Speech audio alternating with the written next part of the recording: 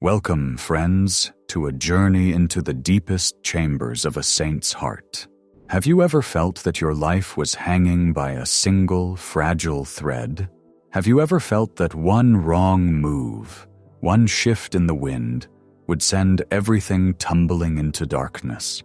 We often think of saints as pillars of unshakable granite, immune to the trembling fears that keep us awake at night.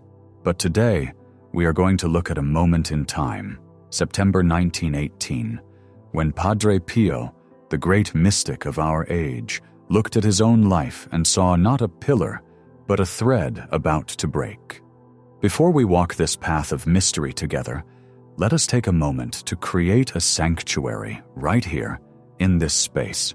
If your heart is heavy today, or if you are holding on to a fragile thread of your own, I invite you to leave your prayer request in the comments below.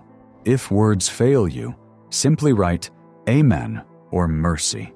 And as you scroll, if you see a brother or sister in need, please reply with a word of hope. Let us be the net that catches one another, so that no one here has to fall alone. We are entering the early autumn of 1918. The world itself is convulsing. The Great War is drawing to its bloody close, leaving millions dead and a continent in ruins. The Spanish flu is sweeping across the globe like a specter, claiming lives in cities and quiet villages alike. And high in the Gargano Mountains, in the remote friary of San Giovanni Rotondo, a young Capuchin friar is fighting a war that is invisible to the human eye, but more intense than any battlefield on earth. We are focusing today on a specific window of time, a moment of spiritual vertigo. It is the days just before the visible stigmata would appear on his body. Most people know the story of the wounds, the miracles, and the crowds, but few stop to look at the darkness that preceded the dawn. We are looking at a letter Padre Pio wrote to his spiritual director, Padre Benedetto, in September 1918. In this letter, he does not sound like a powerful miracle worker. He sounds like a man on the brink of total collapse. He describes his existence as hanging by a very weak thread. He tells us that he trembles, fearing this thread will snap at any moment, dropping him into what he calls ruin. This is the Padre Pio we need to meet today. Not the saint on the pedestal, but the brother in the trenches of the soul. To understand this fragility, we must understand the fire that was consuming him. Just weeks prior, in August, Padre Pio had experienced the transverberation, a mystical wounding of the soul where a celestial figure pierced his heart with a lance of fire. This was a wound of love, yes, but it was also a wound of devastating pain. It left his soul bleeding, as he described it. He was walking through the monastery corridors with a literal and spiritual wound in his side, trying to maintain the routine of a friar while his interior world was being incinerated by the presence of God. By September, the adrenaline of that event had faded, and what remained was a stark, terrifying vulnerability. He writes that he feels his life is suspended over an abyss. When he says thread, he is choosing a word of extreme precision. A thread is not a rope. It offers no security. A thread can be cut by nothing more than a sharp edge or a sudden tension. What was he afraid of? What was the ruin he feared falling into? It was not the fear of death. Padre Pio longed for death, for he knew it was the gateway to Christ. The ruin he feared was something far more agonizing for a soul in love. He feared he was failing God. He feared that his human weakness was so great, so overwhelming, that he would not be able to sustain the immense grace being poured into him. He felt like a small glass vessel being filled with the ocean. The pressure was so great he was sure he would shatter. In this letter, he uses imagery that is visceral and shocking. He says his soul is bleeding and seeking breath. Close your eyes for a moment and try to imagine the spiritual reality of that statement. To seek breath means you are suffocating. It means the atmosphere you are in is too thin or too heavy for your lungs to process. Padre Pio was living between two worlds. He was too detached from the earth to find comfort in human things, But he was not yet fully in heaven. He was suspended in the middle, gasping for the oxygen of God's presence, feeling the agony grow in intensity with every passing hour. This is the definition of spiritual poverty. We often think poverty is just about not having money, but true spiritual poverty, the kind the saints experience, is the realization that you do not even own your own breath. You do not own your strength. You do not own your virtue. You are utterly dependent, hanging by a thread that you did not spin and that you cannot hold. He describes a ruthless war. This is a crucial insight. He felt torn between conflicting adversaries. On one side, there was God, the relentless lover who was besieging his soul, demanding everything, burning away every impurity. On the other side was the enemy, Satan, who sensed that this friar was destined for greatness and was launching a final desperate assault to drive him to despair. And in the middle was Padre Pio's own human nature, his weakness, his exhaustion, his fear. He writes that he tries to cling to the thread. He tries to hold on. We can imagine him in his cell at night, gripping his rosary, his knuckles white, trying to anchor himself in prayer. But then comes the most heartbreaking admission. He says his arms fall from weariness. This is a moment of profound solidarity for all of us. How many of you have tried to pray, tried to trust, tried to hold on to your faith during a crisis, only to find that your spiritual arms are simply too heavy? You try to lift your heart to God, but it falls back to earth. You try to recite the prayers, but your mind is a fog of anxiety. Padre Pio has been there. He knows that feeling of absolute depletion. He describes himself as powerless. This was not a lack of faith. It was the purification of faith. God was bringing Padre Pio to the point where he had to stop relying on his own strength entirely. As long as we think we can hold on to the thread by our own grip, we are still operating in our own power. God needed Padre Pio to let go. He needed him to realize that even if his arms fell, even if his strength failed, the thread was being held by a hand much stronger than his own. The saint speaks of the harshest torment, of seeing himself reduced to nothingness. This is the ego dying. It is the self-image crumbling. We all want to be strong, competent, and holy. We want to present a polished version of ourselves to God. But in September 1918, Padre Pio was being stripped of all that. He was being shown that without God, he was nothing. He was dust. He was a zero. And facing that nothingness is a terror that mystics describe as a kind of hell. But why? Why would God allow his beloved servant to feel this way, just days before giving him the visible signs of the Passion?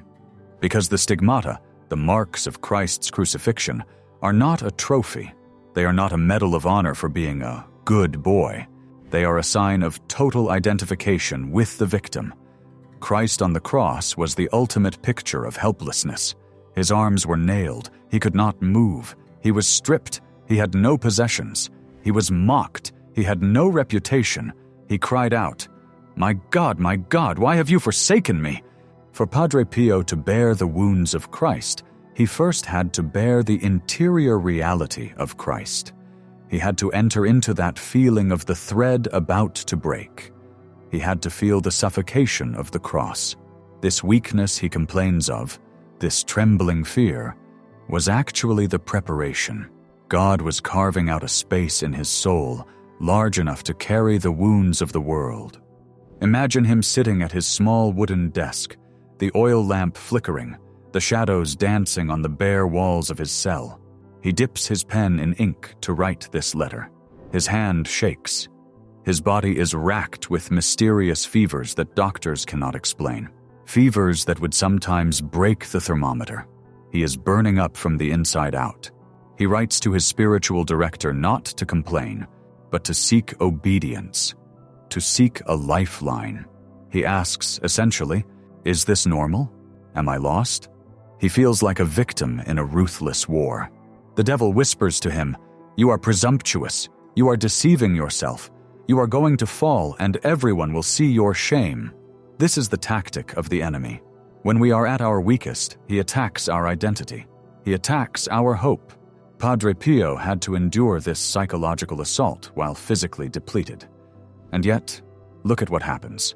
The thread does not break. The ruin he fears does not come. Instead, on September 20th, just a short time after this period of intense fragility, the thread is replaced by nails. The uncertainty is replaced by a permanent seal. The agony of the soul becomes the visible agony of the body, which, paradoxically, brings him a strange peace. There is a profound lesson here for us about the nature of breaking. We are often terrified of our breaking point. We think that if we reach our limit, if we can no longer cope, if our arms fall from weariness, then it is the end. We have failed. We are finished. But in the economy of God, the breaking point is often the breakthrough point. When Padre Pio felt he could no longer hold on, he was actually falling into the arms of God. The nothingness he feared was actually the vast open space of God's mercy. When he says he is powerless, he is actually standing on the threshold of infinite power, because it is when we are weak, as St. Paul says, that we are strong. Not because we suddenly find new energy, but because we finally stop blocking God's energy. We stop fighting the war on our own terms. Padre Pio saw his existence as a thread. Perhaps today you see your marriage as a thread, or your health, or your financial stability, or your patience with a loved one. You look at it, and it is fraying. You can see the individual fibers snapping one by one. You are trembling, just as he did. Listen to the witness of this saint. He is telling you, "I have been there. I have watched the thread fray. I have felt the ground disappear beneath my feet." He did not survive this by becoming tougher. He did not survive by pulling himself up. He survived by enduring. He survived by staying at his post, even when his arms fell. He survived by continuing to breathe, even when his soul was gasping.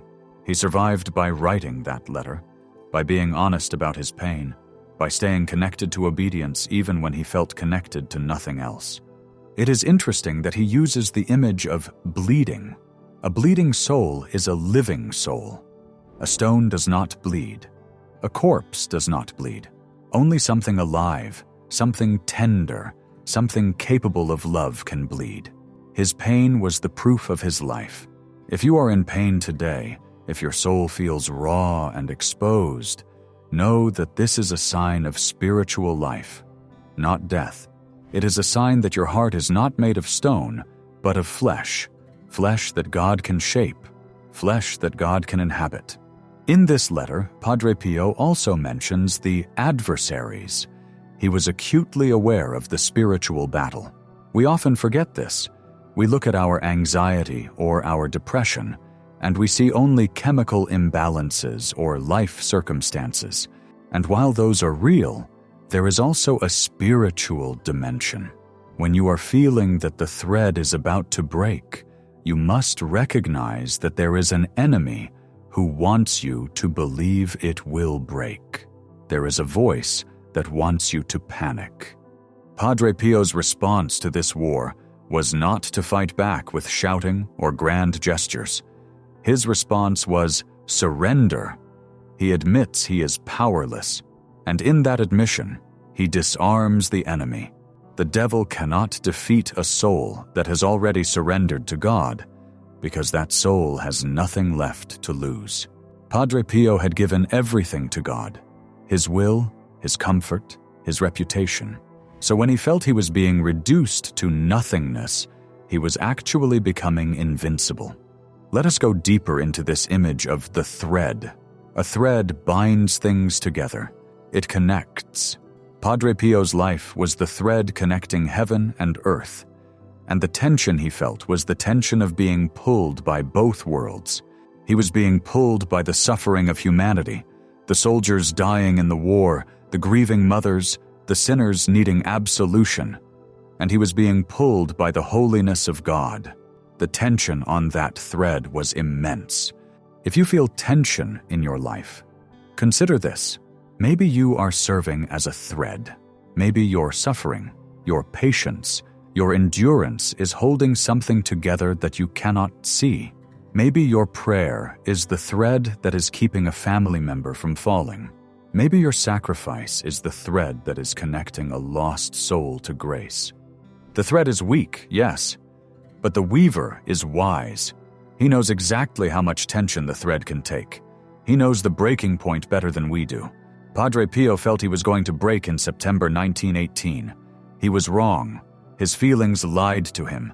His fear lied to him. He did not break. He stretched. He expanded. He became a vessel capable of carrying the stigmata for 50 years. This is the hope we must cling to. Our feelings of fragility are not a prophecy of doom. They are often just the sensation of expansion. We are being stretched to accommodate more grace, more love, more compassion. Think of the weariness he describes. My arms fall from weariness. How many of us have given up on prayer because we felt we weren't doing it right, or we were too tired to focus? Padre Pio, the great saint, felt too weary to lift his arms. And yet, God was with him in that weariness. God does not demand that we are always energetic warriors. Sometimes, he just asks us to sit in the rubble, to stare at the fraying thread and to whisper, "Jesus, I trust in you," even when our voice shakes. The bleeding soul of Padre Pio in 1918 is a mirror for every bleeding heart today. He did not hide this weakness. He wrote it down. He documented it, so that today, a century later, you could hear it and know that you are not crazy and you are not alone. He felt the agony growing in intensity. It wasn't getting better, it was getting worse. Sometimes, before the miracle, the storm gets louder, the darkness gets deeper, the thread gets thinner. If you are in a season where things seem to be getting worse despite your prayers, remember September 1918. Remember that the greatest miracle of Padre Pio's life, the seal of Christ on his body, was preceded by his darkest moment of fear. He feared falling into ruin, but he fell into glory. As we reflect on this, let's change our perspective on our own weaknesses. We spend so much energy trying to hide our threads. We want to look like steel cables. We want to appear invulnerable. But God cannot work with our masks. He works with our threads. He works with our fragility. Padre Pio's nothingness became the space where God could be everything. If you feel like nothing today, if you feel small, overlooked, overwhelmed, rejoice. You are in the perfect position for a miracle. You are in the perfect position for God to take over. The war that Padre Pio fought in his soul was won not by conquering, but by enduring. He let the wave of agony wash over him, and he anchored himself in the only thing that wasn't moving, the will of God. Even when that will felt like a fire, even when it felt like a void, he stayed. And that is the call for us, to stay, to not cut the thread ourselves out of panic, to not run away from the tension, to let our arms fall if they must, but to keep our hearts turned toward the light. As we close this reflection, I want you to visualize that thread again. But this time, don't see it hanging over an abyss. See it held in the hands of the Father. See it woven into the mantle of Mary. It may look weak to you, but it is spun from the love of God. And the love of God does not break. Padre Pio, the man who trembled, the man who bled, the man who felt powerless, is now one of the most powerful intercessors in heaven. He made it across the abyss, and he has come back to tell us that we can make it too. He tells us that the fear is temporary, but the love is eternal. He tells us that the bleeding will stop and the healing will come. He tells us that when we feel we are hanging by a thread, we are actually being suspended by grace. Let us carry this truth with us. When you feel the tremor of fear, when you see the ruin approaching, when your arms are too heavy to lift, remember the friar of San Giovanni Rotondo. Remember his thread. Remember his surrender. And know that just as he was caught by the wounded hands of Christ, so shall you be. The thread will not break. You are held. You are loved. You are safe. Thank you for walking this path of reflection with us. May the peace that surpasses all understanding guard your hearts and your minds. And until we meet again in this sanctuary of stories, keep holding on.